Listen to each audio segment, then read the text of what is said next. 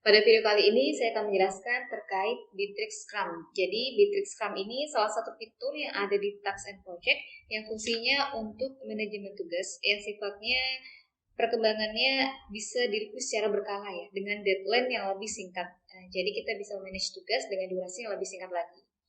Bagaimana cara membuatnya? Kita bisa klik pada menu Tasks and Project, lalu kita bisa milih Scrum. Selanjutnya bisa klik menu Create. Kita akan bisa membuat tugas dengan waktu yang lebih singkat. Pertama, saya akan coba untuk membuat tugas produk ya, produk launching baru. Lalu kita bisa tambahkan deskripsinya untuk informasi tambahan, untuk visual temanya atau icon tambahan, semua juga bisa diatur di sini. Saya coba tambahkan. Lalu untuk parameternya, ini adalah project date-nya. Jadi berapa lama durasi dari tugas ini. Sprint Learn ini fungsinya untuk berapa lama kita bisa mengerjakan dalam durasi singkat. Contohnya selama 2 minggu ada task tertentu kita harus selesaikan, lalu 2 pekan selanjutnya task apa yang harus kita selesaikan. Jadi kita per pekan, per 2 pekan ataupun sesuai kebutuhan bisa disesuaikan untuk mereview tugas yang sudah diprioritaskan dalam pekan tersebut. Saya akan coba per 2 minggu bahwa akan ada tugas yang harus diselesaikan. Untuk responsible person di sini ada Scrum Master ataupun Tutored by. Kalau untuk Scrum Master ini dia aksesnya sama dengan Tutored by, dia bisa menjadi perwakilan dari delegasi tugas yang mungkin akan dibuat. Lalu untuk fiturnya kita bisa pilih mana aja, tinggal diklik saja. Apabila nanti ada tambahan external user, kita klik untuk mendahulunya saja. Lalu bisa klik next. Untuk sifat dari tugas ini ada 3, yaitu public, private, dan juga hidden. Untuk public ini sifatnya tugas ini dapat dilihat semua orang dan semua orang juga bisa melihat apa saja progres dari tugas yang sedang dikerjakan. Untuk private ini hanya orang-orang saja yang diundang. List tugasnya akan terlihat di semua user, namun dia tidak bisa mengikuti untuk perkembangan dari tugas ini. Untuk hidden, listnya tidak ada di dalam Tasks and Project dan juga tidak bisa melihat siapa saja yang mengerjakannya, kecuali orang-orang yang diundang. Saya akan coba untuk private, lalu kita klik next. Untuk team membernya, untuk product owner, ini yang membuatnya. Lalu untuk Scrum Masternya mungkin bisa didelegasikan dengan kepada wakil dari product owner ini. Saya akan coba tambahkan saja. Untuk development team, ini adalah mengerjakannya. Jadi tim-timnya yang akan mengerjakan dari tugas yang sudah kita buat.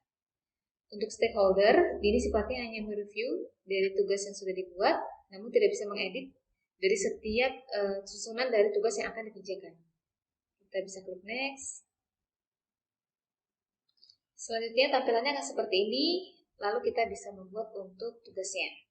Pertama mungkin kita akan bagi dengan beberapa epic. Epic ini bisa kita namakan sebagai divisi dari tim yang terkait. Saya akan coba tambahkan tim marketing.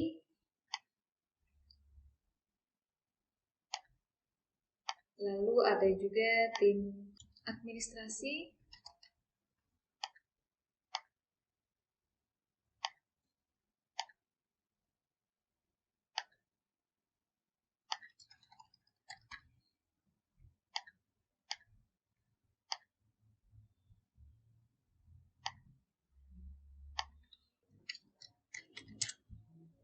Dan terakhir ada tim website. Setelah kita membuat timnya, kita bisa membuat untuk backlognya. Jadi backlog ini adalah tugas yang harus dikerjakan. Jadi list tugas yang mempermudah tim untuk mengerjakannya. Kita buat tasknya. Yang pertama mungkin untuk tim marketing.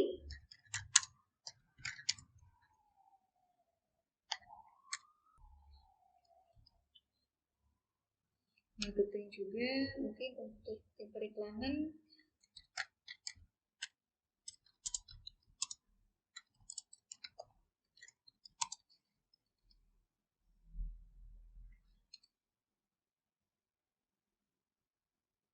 Tim administrasi apa?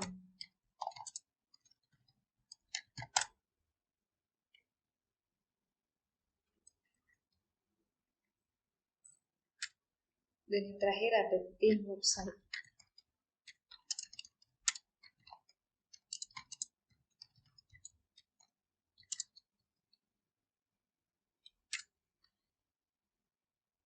Oke, di sini akan ada 5 task yang akan dikerjakan, lalu kita bisa membaginya dengan beberapa sprint.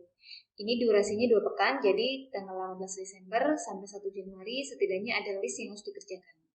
Saya akan coba yang pertama mungkin untuk konten sosial media, lalu juga untuk video pemasaran.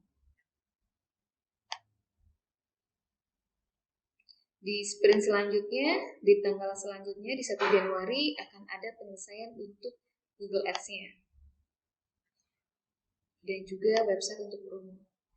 Dan yang terakhir mungkin kelengkapan untuk dokumennya sudah diselesaikan di 29 Januari.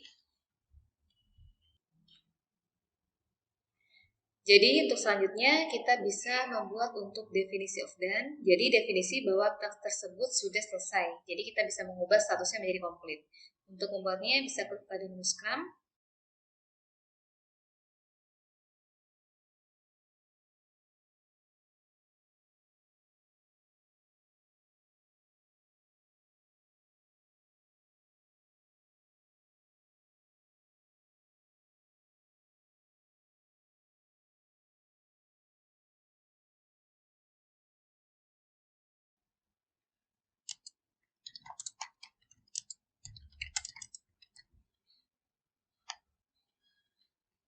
Oke, setelah selesai kita bisa atur di setiap masing-masing tasknya.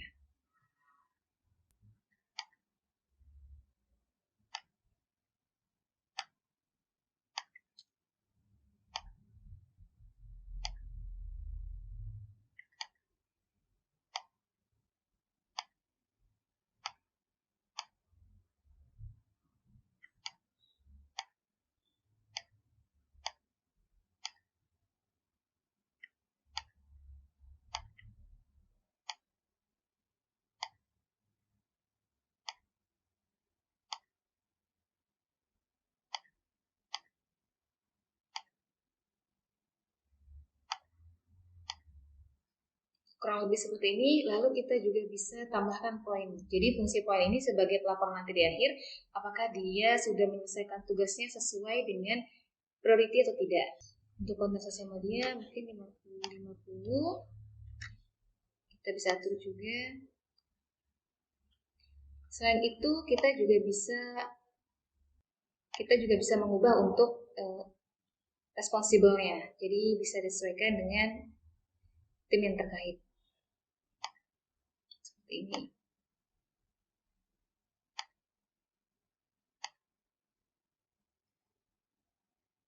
Untuk yang pertama kita bisa start untuk sprint yang pertama.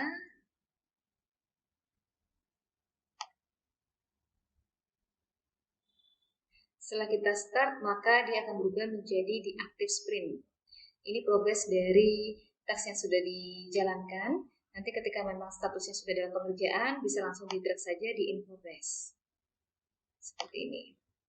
Lalu untuk pelaporan dari tugas yang sudah dikerjakan, bisa klik pada tasknya.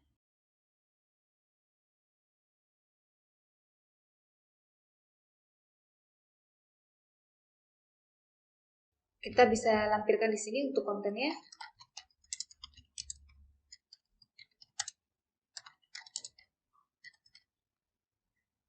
Kita bisa tambahkan file juga di sini. Kita bisa checklist dan checklist. Finish.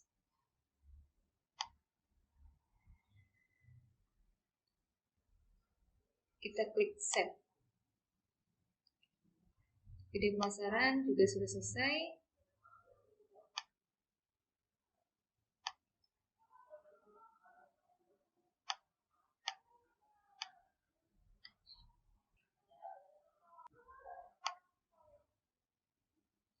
Dan ini berlaku juga untuk task berikutnya. Ini kita bisa klik finish.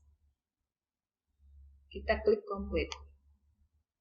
Untuk selanjutnya kita bisa klik start. Lalu kita start juga.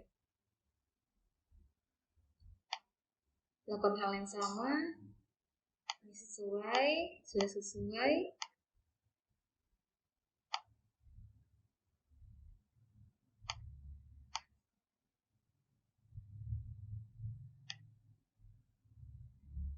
Klik finish.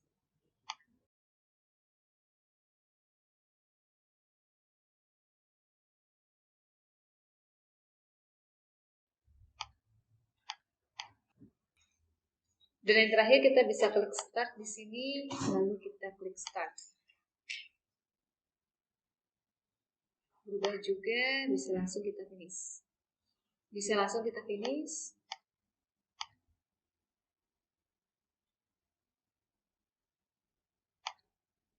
Ini untuk finish screen complete.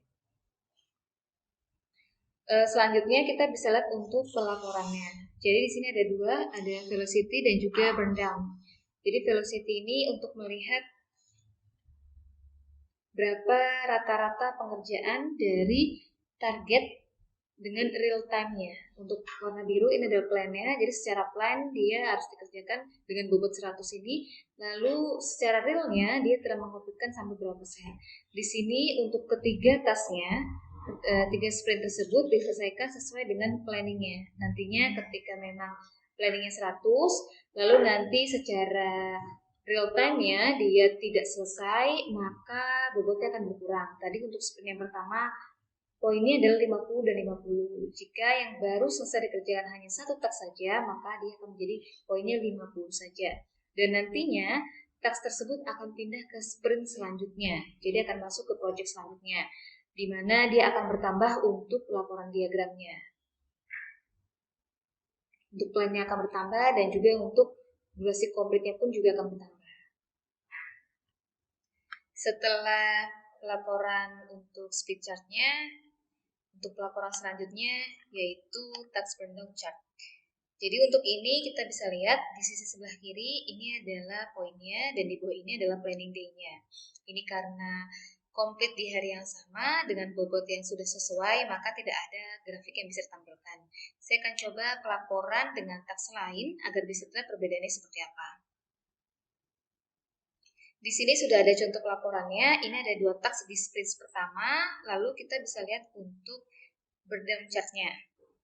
Untuk bobotnya di sini totalnya adalah 90, 50 dan 40 ya. Di sini terlihat bahwa di sini task pertama ada 40, task kedua ada 50. Lalu kita bisa lihat bahwa pencapaiannya dia sudah menyelesaikannya di day 10. Berarti untuk task ini sudah bisa diselesaikan sampai dengan day 10 secara idealnya. Ini ideal line-nya di 10, secara real line-nya ini adalah dia masih di 90. Lalu kita bisa komplit saja jika memang ini sudah sesuai dengan